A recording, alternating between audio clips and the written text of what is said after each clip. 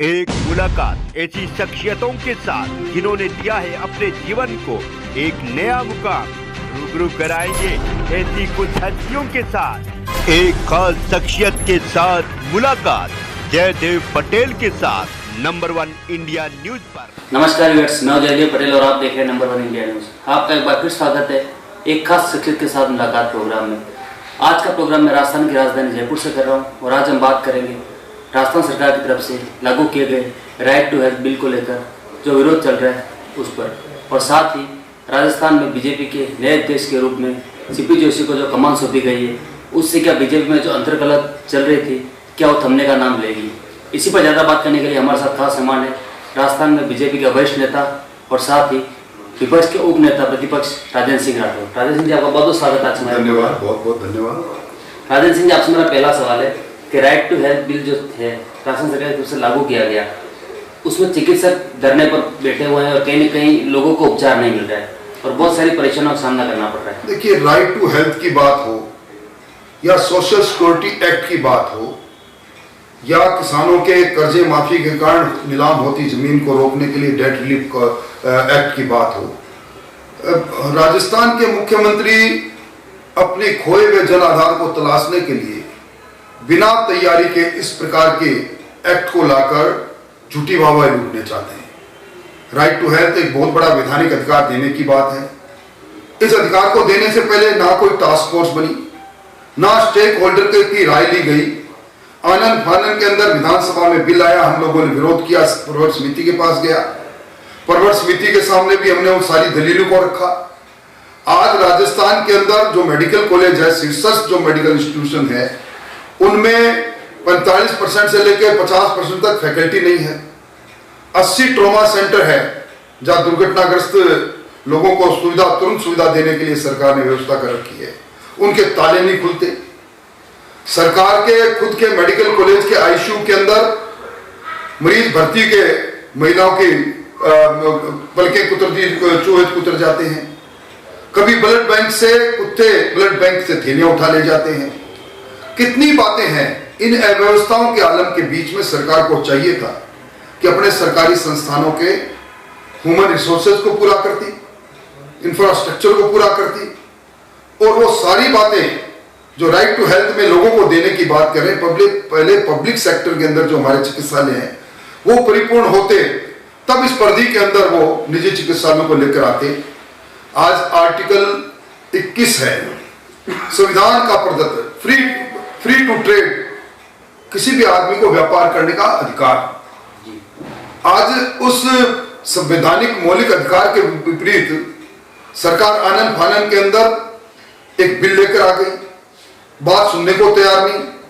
पहली बार धरती के दूसरे भगवान के रूप में जिनको जनता मानती है, सफेद कोट पहनकर 50,000 से ज्यादा डॉक्टर सड़क पर निकले। सरकार के चिकित्सा मंत्री जी वार्ता का बजाय धमकियों की बात करते हैं। आज चिरंजीव योजना पहले दम तोड़ चुकी है। अगर इसी प्रकार का आकर्षण होता तो चिरंजीव योजना के साथ राज्य के लगभग 70% चिकित्सालय उनके साथ आज रजिस्टर्ड नहीं है, वो क्यों होता।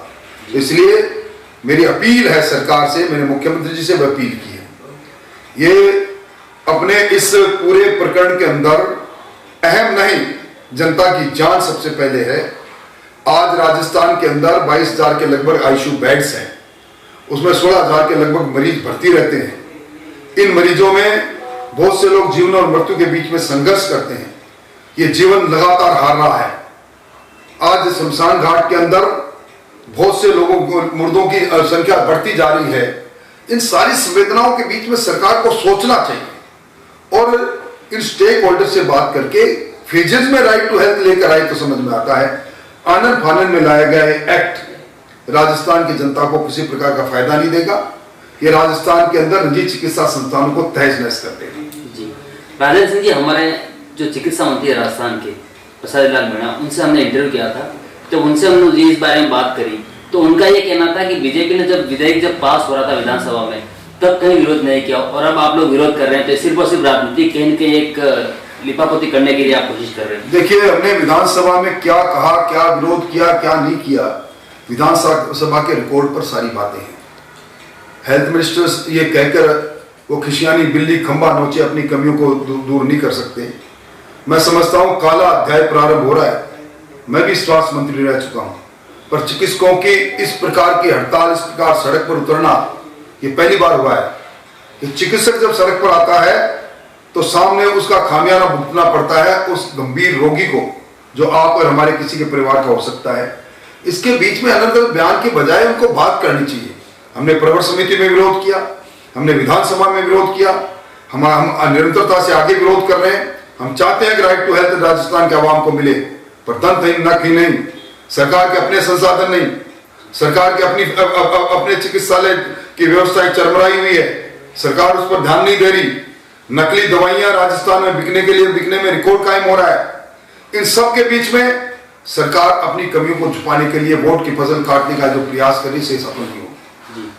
राजेंद्र सिंह जी, राजस्थान बीजेपी को एक नया मुखिया मिल गया सीपी जोशी के रूप में। ऐसे में क्या बीजेपी में जो अंतर्कलह चल रही थी राजस्थान के अंदर, क्या आपको सुलझ जाएगी? और साथ ही 2023 के आने वाले चुनाव में इसका कितना असर देखने को मिलेगा? देखिए, राजस्थान में भारतीय जनता पार्टी में अंतर्कलह कभी थी नहीं। संगठन नीति हमारी पार्टी है, संगठन के मुखिया की बात हम सब लोग मानते हैं। कितना सहज परिवर्तन हुआ है। पूनिया जी ने अच्छा काम किया, हमारे नए अध्यक्ष नौजवान है, युवा मोर्चा जिला अध्यक्ष के रूप में काम कर चुके हैं, और मैं समझता हूं कि उनमें जिस प्रकार की जील है काम के प्रति, जिस प्रकार की इच्छा शक्ति है, निश्चित तौर पर वो पूनिया जी से भी और ज्यादा गति से दौड़ेंगे और राजस्थान में इस कांग्रेसी शासन के अंत करने में अपनी प्रमुख भूमिका निभाएंगे। ऐसी मेरे को पूरी उम्मीद नहीं, आम कार्यकर्ताओं को ऐसी पूरी आशा है। जी, राजेंद्र सिंह जी, बीजेपी कहीं की एक्टिव मोड में आ गई है आने वाले चुनाव को लेकर के, तो ऐसे में क्या उम्मीद करें? अब और भी कुछ बदलाव हो सकते हैं सीपी जोशी जी के बाद में? देखिए, भारतीय जनता पार्टी में क्या बदलाव होगा, क्या बदलाव नहीं होगा, ये निर्णय हमारे शीर्ष नेतृत्व करते हैं। हम कार्यकर्ता हैं, कार्यकर्ता के रूप में कार्यकर्ता के को काम करने का तौर तरीका बदल सकता है, पर कार्यकर्ता है। हमें अभिमान है कि हम इस विश्व की सबसे बड़ी लोकतांत्रिक पार्टी के कार्यकर्ता हैं। इसलिए बदलाव हो या नहीं हो, इसका भारतीय जनता पार्टी की भावी राजनीति पर कोई असर नहीं होगा। हमारा चेहरा कमल का फूल है, हमारा चेहरा नरेंद्र मोदी जी है, और हम इसी डबल इंजन की सरकार को राजस्थान में लाने के लिए कर्तव्य संकल्पबद्ध हैं, और इस संकल्प को पूरा करने के लिए एक हमारे बूथ का कार्यकर्ता से लेकर हमारे प्रदेश अध्यक्ष तक सब हम लोग लगे हैं और लगे रहेंगे। राजेंद्र सिंह जी, कांग्रेस पार्टी मांग कर रही है राहुल गांधी की संसद सदस्यता रद्द करने के बाद में कि अडानी के मामले को लेकर के जेपीसी जांच की मांग जो की कर रहे हैं, उसमें भाजपा विरोध क्यों कर रही है? आखिर भाजपा को आपत्ति क्या है? देखिए, राहुल गांधी जी का निर्णय न्यायिक निर्णय है, और ये पहला निर्णय नहीं। जिस प्रकार के बड़े बोल वो निकालते हैं अपने मुंह से, और न्यायालय ने सारी बातों को सोचकर उनको सजा दी है, सजा की अपील का अधिकार उनके पास सुरक्षित है। जिन अडानी जी की बात वो कर रहे हैं, विशेष तौर पर राज्य के मुख्यमंत्री करते हैं। मैंने विधानसभा में भी वो सारी जमीनों का सिलसिलेवार ब्यौरा रखा जो इस शासन में हमारे अशोक जी गहलोत ने अडानी पावर प्रोजेक्ट को रेड कारपेट बिछाकर रियायती दरों पर दी। ये वो सरकार है जो सरकार आज राजस्थान के 1,39,00,000 उपभोक्ता 7 पैसे प्रति यूनिट का जजिया कर अडानी टैक्स के रूप में दे रहे हैं। अडानी जी का कोयले की राशि के अंदर की राशि लगभग 10,300 करोड़ की राशि का भुगतान राजस्थान का कार्यकर्ता कर रहा है। यह भी मुख्यमंत्री जी के आदेश से हुआ। इस राजस्थान में सर्वाधिक महंगा कोयला 10,400 करोड़ रुपए का कोयला, 20,000 मैट्रिक टन का कोयला आरटीपीपी एक्ट को धज्जियां उड़ाकर सिंगल टेंडर से अडानी जी को देने का काम करने वाले लोग आज जेपीसी की मांग करते हैं। उनको अपने गिरिबान में झांक कर देखना चाहिए। जो मैंने ये बातें कही, ये रिकॉर्ड पर है, ये बातें कपोलकल्पित नहीं। अब जब इंडस्ट्री समिट हो रही थी, गौतम भाई कहते हुए मुख्यमंत्री जी उनके चारों तरफ चक्कर नहीं हो रहे थे, और आज उन्हीं में उनको घृणा नजर आ रही है। कथनी और करनी का ये अंतर राजस्थान का आवाम देख रहा है, हिंदुस्तान का आवाम देख रहा है। जी, राजेंद्र जी, आपसे मेरा एक आखिरी सवाल है कि आज हाईकोर्ट ने जयपुर सीरियल ब्लास्ट मामले में 4 आरोपियों को बरी कर दिया। इस फैसले को आप कैसे देखते हैं? देखिए, न्यायालय के निर्णय पर टिप्पणी करने का मुझे अधिकार नहीं है, डबल बेंच का निर्णय है। रिकॉर्ड पर जो बातें थी निश्चित तौर पर उसी पर निर्णय हुआ है और उस रिकॉर्ड पर प्रोसिक्यूशन की तरफ से कुछ कमियां रही होगी, वरना इस प्रकार के जघन्य अपराधी बरी नहीं होते। इस प्रकार के अपराधी बरी नहीं होते तो ज्यादा बेहतर था। 128 लोगों की जाने गई है और आज 2008 का काफी अरसा गुजर गया, पर फिर भी न्यायालय का निर्णय सर्वोधारी है और सरकार को अपील में जाकर इस न्यायालय के निर्णय के विरुद्ध अपील में जाकर फिर इन आरोपियों को शिकंजे में, कानून के शिकंजे में कसना चाहिए। न्यायालय जी, आपने हमारे लिए समय निकाला, उसके लिए आपको बहुत बहुत धन्यवाद।